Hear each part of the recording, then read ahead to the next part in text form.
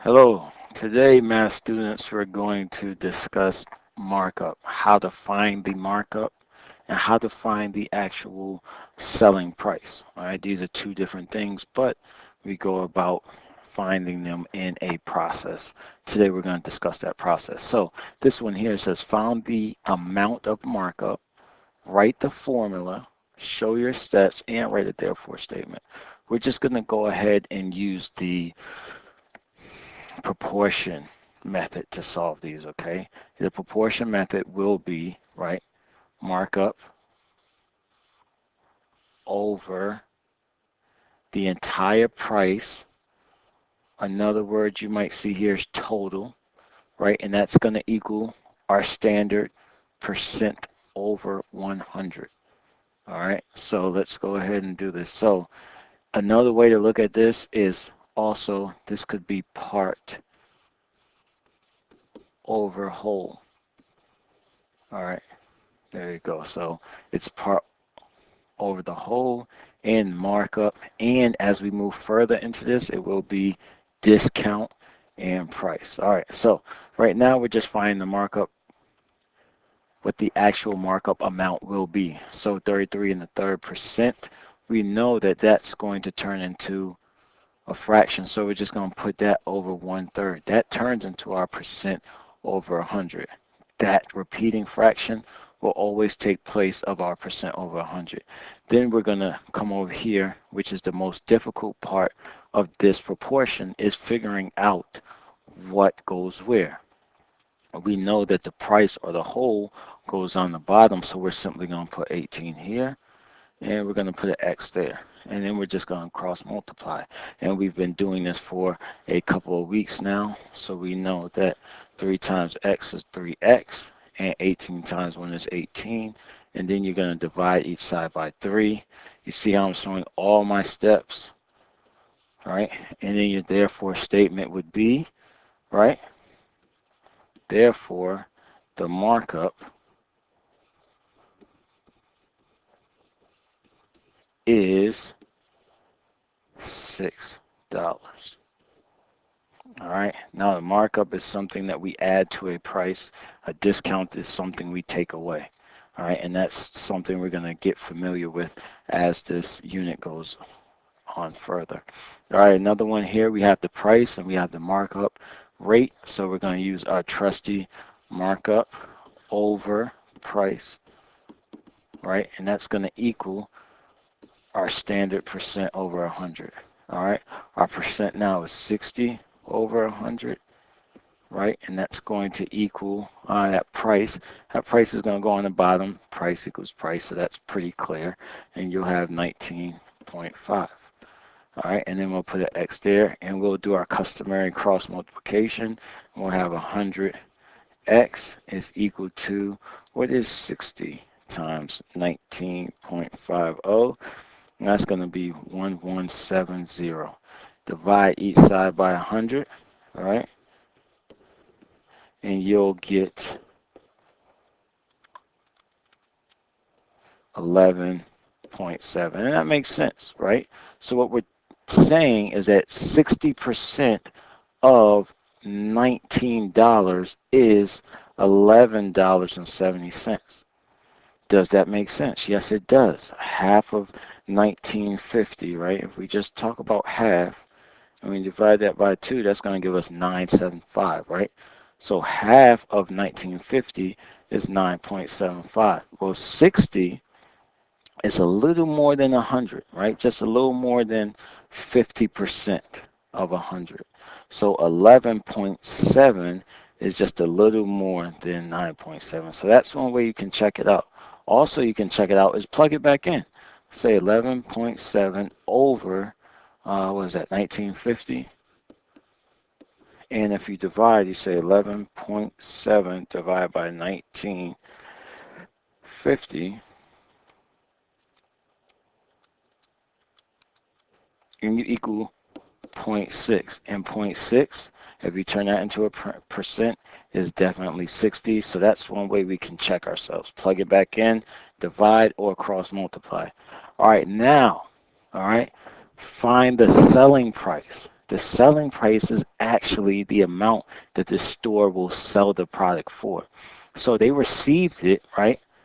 And they said, okay, it cost us $42 to buy it, but we still have to pay for the lights, our employees, insurance for our employees. So we're just going to go ahead and to cover all those costs and provide a product, we're going to mark it up 180%. All right, so something that actually cost them $42, how much will it cost us to buy if they mark it up 180%? So now we're just going to try our trusty dusty percent over 100 is equal to, right, the cost, which is the whole, or the price, right, over X. So we're going to drop in 180. I'm going to just go ahead and erase that.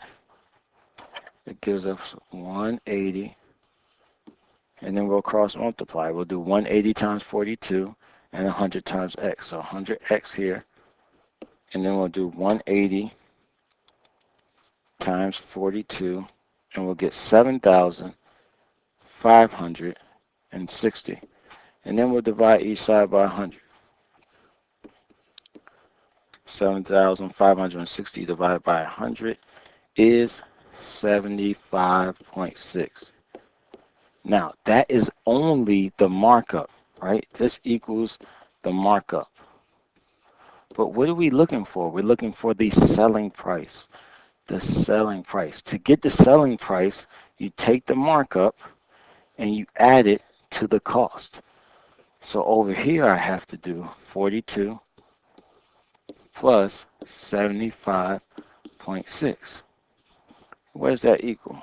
42 plus 75.6, as I put in my calculator, $117.60.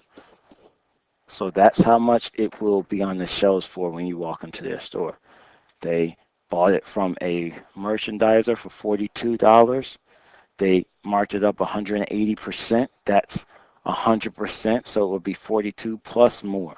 That's why this number is bigger than this, because it's 180%, almost 200%, right? So now we add these two together and we get $117.60 for our answer. And on to the next one. Again, it's very important that we read the question and know exactly what they're asking us for. So find the selling price. Write the formula, show your steps, and write a therefore statement. All right, next one here, we have something that costs $75, so that's going to go on the bottom. All right, and we have something that's 240% over 100. So just looking at this, we know that this number here, this X, should be more than 75 because 240 is greater than 100. So when we do this right, we're going to find X. This number should be bigger than 70. We're going to add those two numbers together. So let's go 100X is equal to 240 times 75. That's going to be 18,000. Now we're going to divide each side by 100. Let's see if our math worked out. And we get 180. 180 is indeed bigger than 75, and they want the selling price. So after these, let's say these are a pair of shoes or whatever you guys like, after they paid $75 to purchase or to make, they marked it up, right? $180. Now 75 plus 180 is 250. Right? The selling price is $255. All right, so now we're going to move on to a word problem. A word problem is how you'll see these on the test more than likely. So this is where you really have to be careful of what they're asking for. Allie owns a store that sells designer t-shirts. She buys them for $5, but to make a profit, she must add a markup of 375%. What will the selling price of her t-shirts be?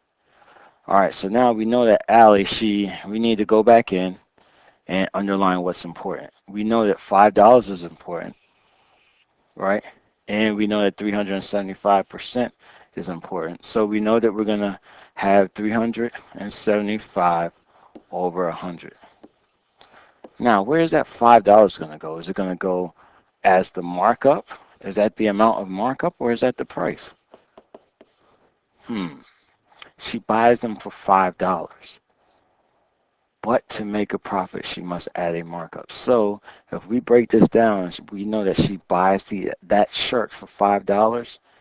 Then we understand that that is the price, right? And I'm gonna just leave it as 5. That is the price. Now, from the $5, we must find 375%, and that is going to represent our markup. Once we find the markup, we're then going to have to add that to the price. So we're going to cross multiply here. 5 times 375 equals 1,875, right? That's going to be equal to 100x. Divide each side by 100.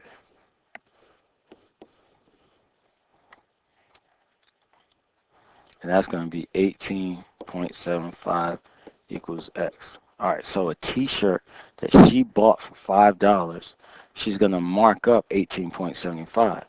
This is my answer, correct? No, it's not. This is not the answer. All right, let's erase this. This is not the answer. The answer is 18.75 plus 5. And that's going to give us the total of how much she's going to sell each shirt for.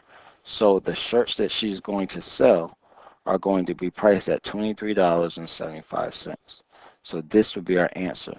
So you would say, therefore, the selling price